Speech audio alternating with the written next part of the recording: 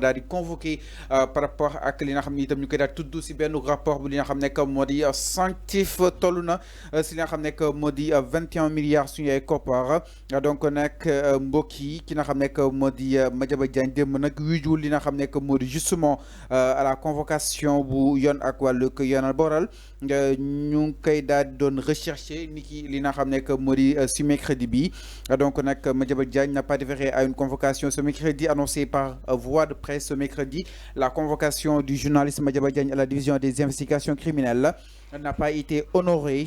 En tout cas, il ne s'est pas présenté et les raisons de son absence demeurent pour l'instant inconnues. Donc, d'après des sources proches de l'enquête, les enquêteurs sont rendus à son domicile, mais Madiambal Diagne était introuvable. Cette situation intervient alors que le journaliste justement est suspecté d'avoir joué un rôle de facilitateur dans l'attribution de marchés publics de 250 milliards à la société Ellipse Project International portant sur la construction de 20 palais de justice et d'infrastructures pénitentiaires. Alors, enfin, ba jàng daal def par rapport ak li nga xam ne que moo di li Madiambal Diagne def laata ñu ñëw si journée bu tey bi parce que aussi quoi qu'on puisse sur enfin ni déféré wul li nga xam ne que moo di à sa convocation loolu lan lay wane si kanam yoon ak wàllu yoonal acte bi nga xam ni itam Madiambal Diagne posé na ko si allant dans ce sens. oui bu fekkee jot na convocation bi wala déchargé na convocation wala ses avocats déchargé nañu convocation bi donc il devait impérativement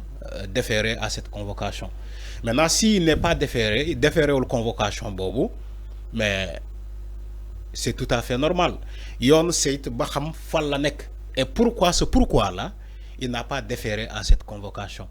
Maintenant, quelqu'un qui a été convoqué et qui n'a pas déféré à la convocation, dafa am yoon lu muy prévoir. Juge bi dafay décerner un mandat d'amener. Le mandat d'amener moo tax nga gis ni que nga ne enquêteurs yi dañuy dem këram mais il reste introuvable. Gis nga bu ñu demoon këram bu ñu ko fa fekkoon dañu koy ne coppet par force yóbbu ko ci juge bi parce que loolu su boobaa they donne un mandat d'amener. Ce n'est plus une convocation, mais ça sera un mandat d'amener. Par force, il va aller déférer à la convocation au niveau de la division des investigations criminelles. Donc, Madiambal Diagne, il est un citoyen sénégalais.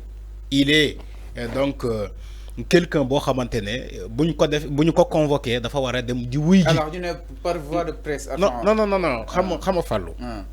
nañu waxante dëgg. Rapport scientifique bi. yàgg na fi convoqué ay nit yàgg na fi épinglé ay nit balaa ñuy egg ci Madiambal Diagne quand il parle d'un rapport de scientifique qui a épinglé Madiambal Diagne on parle de 21 milliards xam nga 21 milliards yi yaa ngi koy wax léegi nii avec la société Ellipse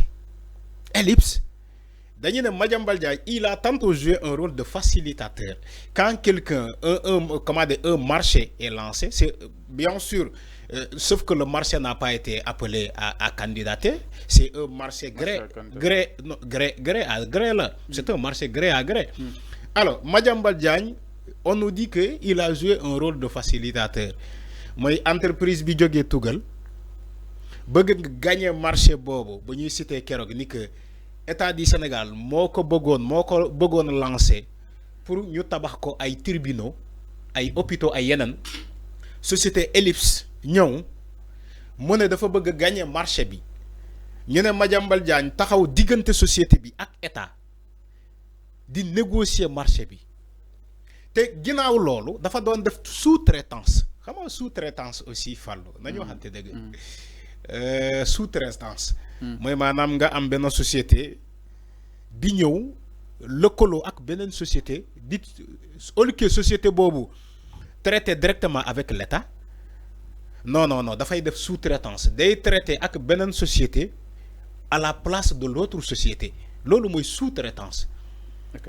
Donc Madiambal Diagne ñu ne ci biir contrat bi dañ ko signer le contrat ci biir contrat bi écoutez bien ce que je dis un contrat a été signé à l'intérieur de notre contrat xam nga Madiambal Diagne ci les 200 millions yi nga wax moom dafa signer sous-traitance un contrat ci biir un contrat pour que moom mu def sous-traitance yaa ngi gis mbir mi ci biir loolu la ñu ne dañ ko jox xaalis bu tollu 21 milliards ci benn interprète d'une œuvre architecturale nga gagné un marché de 21 milliards te contrat boobu kay ma wax la contrat boobu ba léegi marché bi demul de marché bi demul ba léegi mais ñoom pourtant ñoom ils ont encaissé l'argent Madiambal Diagne a encaissé l'argent selon le rapport de CENTIF du man may wax CENTIF moo wax le rapport CENTIF bi lii la wax. Donc, si Madiambal Diagne avait encaissé des fonds, alors que la société bi démarré wuñu ko, société bi démarré wuñu marché bi, franchement, ça pose un problème. Alors, lolu benen aspect là. Aspect bi ma wara wax moy, si Madiambal Diagne est convoqué, il doit déférer à cette convocation. Par force. D'abord, lu ko metti moy, dafa bëggone voyager, mu dem AIBD, ñu téye ko fa. Mu ne ko amo droit voyager. Parce que entre-temps, opposition dafa am. Opposition de quitter le territoire dafa am. Mota Madiambal Diagne dem aéroport, la police des frontières ñu téye ko, ñu ne ko amo droit voyager. Alors, certains journalistes l'ont essayé de l'appeler, mais il a refusé de répondre. Ñu convoqué ko demb mu nara wuji mu baña dem wuji. Maintenant, les Sénégalais vont se poser la question. Peut-être il va déférer à la convocation aujourd'hui. Il va aller à la DIC aujourd'hui. Oui, si il est dans le territoire national, dañ koy japp yobbu ko kasso directement. Parce que fallo yeen xam ngeen que rapport. Mais avant ñu japp ni légui c'est un fugitif. Non, c'est pas un c'est un fugitif, c'est trop. Le mot est trop. Okay. On ne dit pas un fugitif, c'est trop. Donc bon, moi je ne dirais pas un fugitif. Non, je ne dirais pas un fugitif. Okay. Parce que ça sera trop. Damané, madame de faire la convocation, point. Il peut faire comme tout le monde. Hein?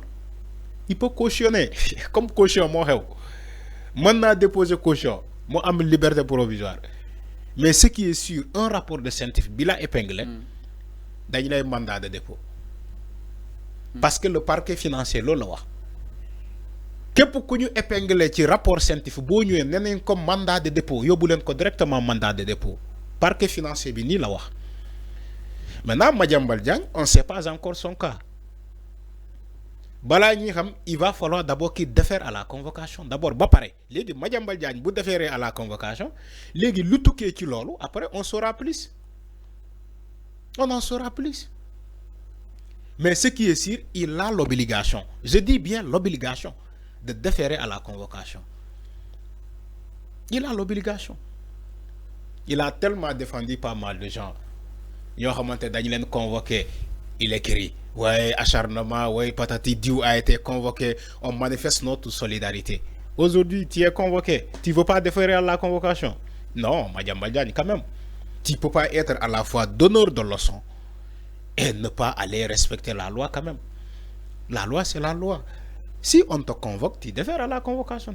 Tu vas répondre à la convocation. Mais lolo, amul lenen. Lolo, qu'est-ce que c'est là? C'est une fois. Mais je sais que moi, Sénégal. Te dina dem wuy ji bi mom dina dem wuy ji. Le fait que ñewul tay est-ce que du amat dara lu non demb la dem. Le fait que ñewul dem est-ce que du amat dara lu muy jouer? Non tay dina dem. Si lévi si convocation. Tay dina dem. Tay dina dem. Demb la demul mais tay dina dem. Milliards yi dafa bëri dal. Non 21 milliards du caaxaan 21 milliards. Cautionné. Ci un journaliste 21 milliards. Ban entreprise la am. Ñun li ñu xam entreprise Madiambal Diagne Avenir Communication la ñu xam. Yéene kay bi donc il est temps ñu taxawaat ci richesse journaliste. Non mais un journaliste qui se tape des milliards. Un journaliste qui se tape des milliards. Un journaliste. Non, Farlo, soyez au sérieux. Est-ce que tu as vu la voiture que Madiambal Diagne auto bu may Madiambal Diagne mus nga ko gis? Madiambal Diagne auto bu muy dawal gis nga ko yow? Ci journaliste. Est-ce que gis nga auto Madiambal Diagne bu muy dawal? Man j'ai eu l'occasion de lui rencontrer sa voiture mu garé stade Léopold ki Diamniadio Abdoulaye Wade. Madiambal Diagne wàcc ci otoom ñu wàcc pour dugg ci stade bi. Mais les gens étaient ébahis. Alors, de voir la voiture de Madiambal Diagne. Alors, non, exactement. C'est des voitures à 50 millions. Qui n'a justement Madiambal Diagne, si kanam yon ak wàllu yonal la donc dina dem wala comme du dem. En tout cas, nous y revenons dans quelques instants, mais restons toujours exactement sur cette affaire du côté de la régie exactement maanaam mbiru ba tey ki nga xam ne moo di justement Madiambal Diagne. Alors jabaram nag moom jàpp nañ ko exactement. Alors daal di ñëw leeralal si beneen dossier bi nga xam ni itam tax nañu daal di jàpp jabaru ki nga xam ne moo di justement Madiambal Diagne alors que le journaliste a été stoppé